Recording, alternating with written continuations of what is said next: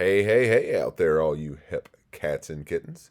This is Mr. Bagwell, your history DJ, with a presentation on the Korean War.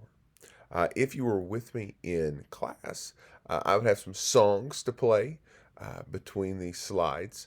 What you're going to have to do is put this up and the YouTube playlist. And I encourage you just to listen to a couple of seconds of the songs. Most of them are from the post war period, and they apply to what we're going to be taking a look at in as we talk about the Forgotten War. That's what Korea is known as. Um, the Korean War takes place from basically 1950 to 1953.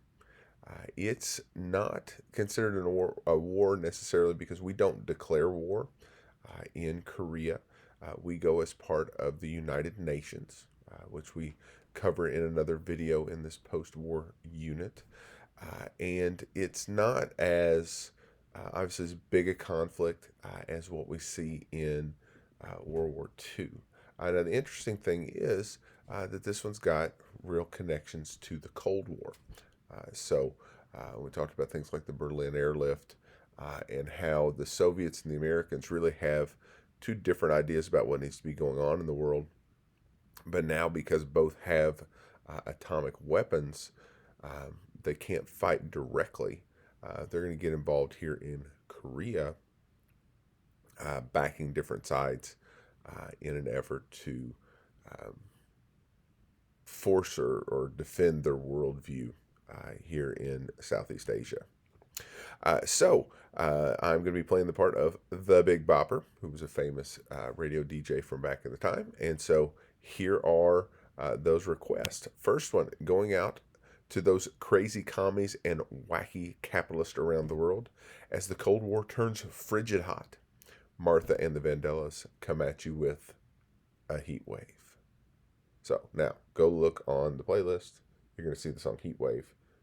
Play it. It's cool. You'll like it. Whoopi Goldberg redid it in um, Sister Act. And then come back and we'll see some more about what's going on. All right. Hopefully you enjoyed that song.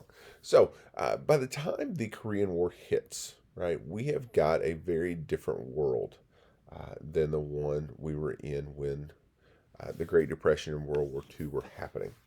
Winston Churchill described it this way. He said it's like an iron curtain has fallen across Europe.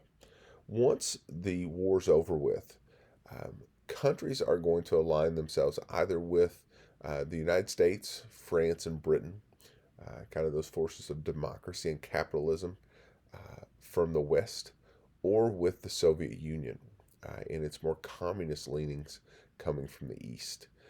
And usually the countries that were really close to the Soviet Union fall underneath their um, influence, sometimes just with political pressure, sometimes with military pressure. Um, and so Churchill says it's like there's this divide that's coming down. This is most easily seen in Germany, right, where you've got a democratic West Germany and a communist East Germany. And that'll kind of become a symbol of this Cold War era, really up until um, the early 1990s. I remember being in middle school, maybe even early high school, when Germany was not yet reunified. We talked about the Berlin airlift in another one of these little videos, but there had already been conflicts between the Soviet Union and the United States, but these conflicts couldn't be direct military action because both sides have atomic weapons, which sets up the idea of mutually assured destruction. And so they would find ways to fight and disagree, but they had to be really careful and creative about not putting soldiers against each other on the battlefield. We get some really bad news when communists take over China. Now China obviously had been our ally in World War II, and that was a huge blow, right? We're trying to get all these people to join Team Democracy, and when China falls to communism, that was a huge blow to the United States. The interesting thing is, the Chinese and the Soviets really didn't like each other. And so it wasn't like you had a super team up of both of those countries. Um, they didn't get along um, either, but still you get these two massive countries, and one, well, both were allies, but one pretty good ally during World War II that have done it. Harry Truman, as we talked about, is going to issue his um, Truman Doctrine, basically saying committing the United States to supporting democracy everywhere in the world and to the idea of containing communism. So this is going to set up with what's going to happen in Korea. So our second request goes out to all you crazy Korean cats on the peninsula. We feel your pain and know, just like Neil Sedaka, the breaking up is hard to do.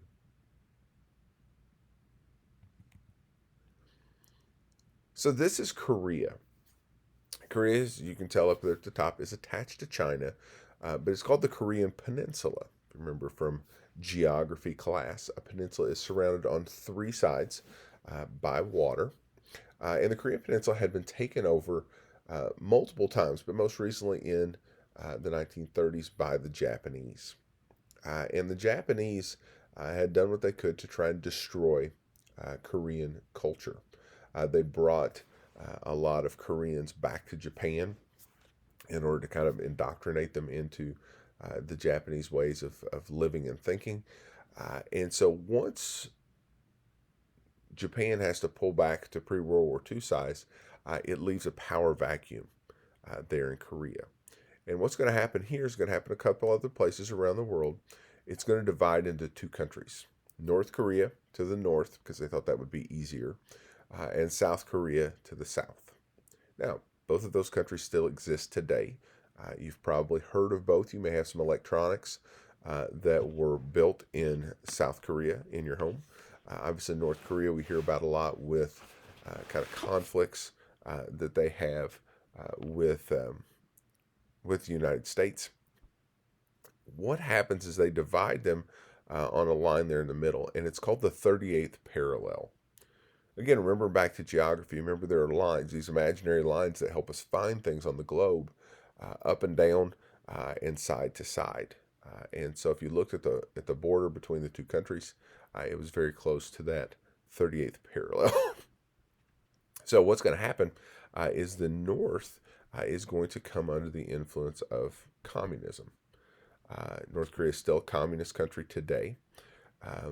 And so that is going to be obviously not something that's ideal for us, but South Korea will come under the influence of folks like the United States and become democratic. So those two ideas didn't fit, and the communists up north decided they wanted to get the band back together. They didn't like being broken up. And so what they do is they invade the South. Now, when the North invades the South, that activates that Truman Doctrine, right? We've got to defend democracy and stop the spread of communism. Boom. We have a place here to do both. So what's going to happen is the United Nations, that organization we joined after World War II, is going to get involved. And there's a multinational force that's going to come to the Korean Peninsula with the idea that we're going to push the North Korean military back up and restore South Korea. So our next dedication goes out from Dougie in Seoul to Harry in D.C. He asked, even after our fight, will you still love me tomorrow? So what happens is this multinational force is going to be sent over, and an American is going to be tabbed to run it. The guy that's going to be doing that is the guy you see in the picture. His name is Douglas MacArthur.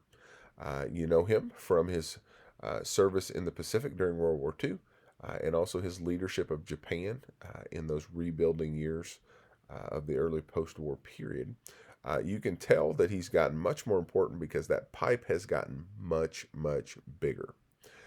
What MacArthur is going to do is put himself into the military history books. He's going to, as he comes in with this force, the North Koreans have taken over most of the Korean peninsula. You're going to have a little map activity you're doing on this. But conventional wisdom said that we were going to land at the bottom and then try and fight our way up. MacArthur's going to fake like he's going to do that, but he's going to land very close to the South Korean capital, about the middle of that peninsula that we saw with Korea, at a place called Incheon. And it takes the North Koreans by surprise. And so very quickly, he's turned the tide of this war, and he's got the North Koreans on the run. The only question is, how far do we push them? MacArthur and President Truman have a disagreement about how far they're supposed to go. The Chinese have been threatening, hey, don't get too close to China. And so what happens is MacArthur pushes too far. He gets up too close, and the Chinese join the war effort on the North Korean side. And so there's the Yalu River is the border between those two countries, and Chinese soldiers just start pouring over thousands and thousands a day, and it halts the progress and then pushes back this United Nations force to where basically they're going to spend the rest of the war fighting over just territory on either side of that 38th parallel. MacArthur doesn't want to take blame for this. He says some bad things about Truman. Truman says some bad things about MacArthur. And Truman will ultimately go and fire Douglas MacArthur, this war hero, for basically not following the orders that Truman had put out. MacArthur comes home, gives a speech to Congress where he says, old soldiers never die. They just fade away. And he kind of fades away from our history at that point. But you've still got this big conflict that's going on. What are you going to do about it? And now it's gotten more complicated because the Chinese are in. What ends up happening is another World War II hero, a guy named Dwight Eisenhower, will pop in to the presidential race, and one of his platforms as he's running is he would bring peace with honor to Korea. And so he's going to go over and talk with them. He does. He goes over and negotiates, and the war ends with an armistice. There's never been a peace treaty, but there is a ceasefire that's been in effect since 1953. Basically, what happens, though, is nothing really changes. The north part of Korea is still going to be communist. The south part will be democratic. They're split along the 38th parallel. There's now a big demilitarized zone on either side of that represents the border between the two Koreas. North Korea still threatens every once in a while that they're going to shoot rockets at South Korea or Japan. They've been run really by the same family. It's the grandfather, the son, and the grandson's the guy you see in the picture here. That's the guy that's in charge now. And what they're just kind of the party leader. Most accounts you get in North Korea, you as an American citizen can't go or aren't supposed to go visit North Korea, no matter what Dennis Rodman says. But is that the people are very poor. They spend most of their money on the military. They are aggravating enough that a lot of countries in the world don't trade with them, and that sort of thing. So it's a pretty poor situation for especially the regular people that are living there in North Korea. But there are all kinds of conflicts that happen, or seem like they're going to happen. President Obama had a lot of trouble with North Korea. President Trump seemed to get along pretty well with the leader of North Korea, but there was some stuff even in their relationship that wasn't great. Some promises made that weren't kept. But this is still a hot spot that's going on in the world. What ends up happening is, maybe 15 years ago now, there was a memorial that was placed in Washington, D.C. for the Korean War. This is just a little piece of that memorial. There are 19 soldiers who are just a little bigger than life that are walking through kind of a rice paddy. And then as you look at this wall, you've got this black granite wall that's reflecting those soldiers. So you take 19 times 2, 38, standing for the 38th parallel. So if you ever take people there, you don't even have to tell them I told you. You're just going to seem really smart about that. You also see laser etched into the wall the faces of soldiers who gave their lives in the Korean conflict. So it's a moving visual representation or honoring of the sacrifice that those men made. But it goes up 20 years after even the Vietnam memorial. And so Korea is one of those wars, like I said, that doesn't get as much kind of attention as World War II and then the Vietnam War. But we didn't want to forget it. We wanted to spend a little time talking about that in this video. So hope you enjoyed that. Hope you enjoyed the little fun we had with our dedications and our 50s music as we went through.